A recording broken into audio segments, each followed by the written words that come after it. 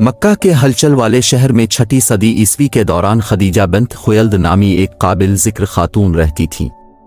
وہ اپنی خوبصورتی، دولت، ذہانت اور اعلیٰ کردار کی وجہ سے دور دور تک مشہور تھی۔ اسی شہر میں محمد صلی اللہ علیہ وسلم رہتے تھے، جو اپنی دیانت اور حکمت کے لیے مشہور تھے۔ ایک دن خدیجہ رضی اللہ عنہا اور محمد صلی اللہ علیہ وسلم کی راہیں اس وقت ملیں جب خدیجہ رضی اللہ عنہا نے اپنے تجارتی قافلوں کو سنبھالنے کے لیے ایک قابل اعتماد آدمی کو تلاش کیا۔ انہوں نے محمد صلی اللہ علیہ وسلم کی بے عیب شہرت کے بارے میں سنا تو انہوں نے انہیں عہدہ پیش کیا۔ محمد صلی اللہ علیہ وسلم نے اس تجویز کو قبول کر لیا اور انہوں نے جلد ہی اپنے آپ کو ایک ہوشیار تاجر کے طور پر ثابت کر دیا، جس نے خدیجہ رضی اللہ عنہا کے منافع کو زیادہ سے زیادہ بڑھایا۔ جیسا کہ انہوں نے مل کر کام کیا، ان کے درمیان ایک گہرا تعلق پیدا ہوا۔ یہ ایک ایسا تعلق تھا جو محض کاروباری معاملات سے بالاتر تھا۔ خدیجہ رضی اللہ عنہا کو محمد صلی اللہ علیہ وسلم کی غیر متزلزل سالمیت نے متاثر کیا، اور محمد صلی اللہ علیہ وسلم خدیجہ کی مہربانی اور حمایت سے بہت متاثر ہوئے۔ سال گزر گئے اور خدیجہ رضی اللہ عنہا محمد صلی اللہ علیہ وسلم سے 15 سال بڑی ہونے کے باوجود جان گئی کہ وہ اس نیک اور پرہیزگار شخص سے گہری محبت کر چکی ہے۔ ایک ایسے معاشرے میں جہاں خواتین شاذ و نادر ہی مردوں کو نکاح کے لیے تجویز کرتی تھیں، خدیجہ رضی اللہ عنہا نے اس سے مستثن قرار دیا۔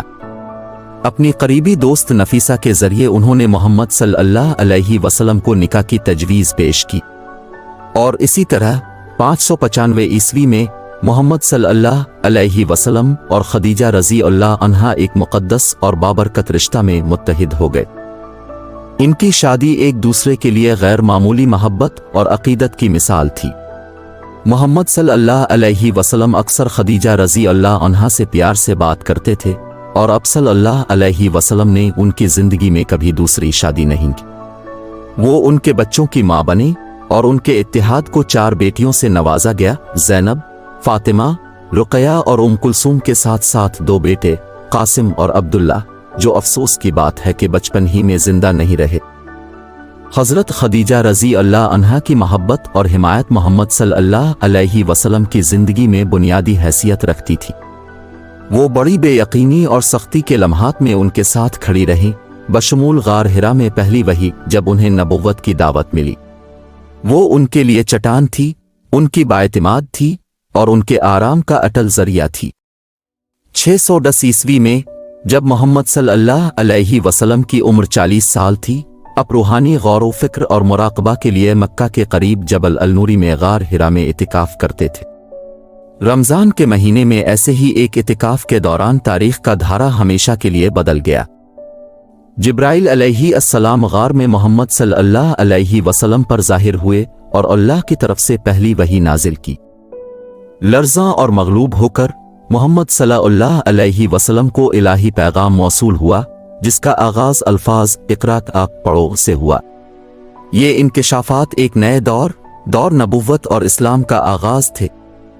خدیجہ رضی اللہ عنہا وہ پہلی شخصیت تھیں جن کی طرف وحی کے بعد محمد صلی اللہ علیہ وسلم نے رجوع کیا۔ وہ خوف اور اضطراب سے لبریز تھے اور خدیجہ رضی اللہ عنہا نے اپنی خاص محبت اور حکمت سے انہیں تسلی دی۔ پیغام کی الہی فطرت پر یقین رکھتی تھی اور اپنے چچا زاد بھائی ورقہ بن نوفل سے مشورہ طلب کیا، جو تورات کے عالم تھے، اور انہوں نے تصدیق کی کہ محمد صلی اللہ علیہ وسلم بلا شبہ ایک نبی ہیں۔ جیسے جیسے سال گزرتے گئے، محمد صلی اللہ علیہ وسلم کے پیغام کی مخالفت بڑھتی گئی اور ابتدائی مسلم کمیونٹی کو ظلم و ستم کا سامنا کرنا پڑا۔ خدیجہ رضی اللہ عنہا اور محمد صلی اللہ علیہ وسلم ایک دوسرے کے شانہ بشانہ کھڑے تھے۔ معاشی مشکلات، سماجی تنہائی اور یہاں تک کہ قبیلہ قریش کی طرف سے ان پر مسلط کیے گئے بائیکاٹ کو بھی برداشت کیا۔ ان تمام آزمائشوں میں ان کی محبت، ایمان اور اتحاد غیر متزلزل رہا۔ 619 عیسوی میں 24 سال کی گہری محبت اور معاون شادی کے بعد حضرت خدیجہ رضی اللہ عنہا اس دنیا سے رخصت ہوئیں۔ ان کا جانا محمد صلی اللہ علیہ وسلم کے لیے ایک گہرا دکھ تھا۔ حضرت محمد صلی اللہ علیہ وسلم ان کا حوالہ دیتے ہوئے کہا کرتے تھے کہ وہ مومن تھیں جو مجھ پر اس وقت ایمان لائیں جب کسی نے نہیں کیا۔ رسول اللہ صلی اللہ علیہ وسلم اور حضرت خدیجہ رضی اللہ عنہا کی محبت کی داستان محبت، اعتماد اور غیر متزلزل حمایت کی دلیل ہے۔ یہ ایک ایسے بندھن کی کہانی ہے جو عمر اور حالات سے بالاتر ہے، اور یہ اسلام میں ایک بابرکت شادی کی ایک متاثر کن مثال ہے۔ پہلی وحی اور ان گنت دیگر آزمائشوں کے ذریعے اللہ پر ان کی محبت اور ایمان غیر متزلزل رہا، جو تمام مومنین کے لیے ایک نمونہ ہے۔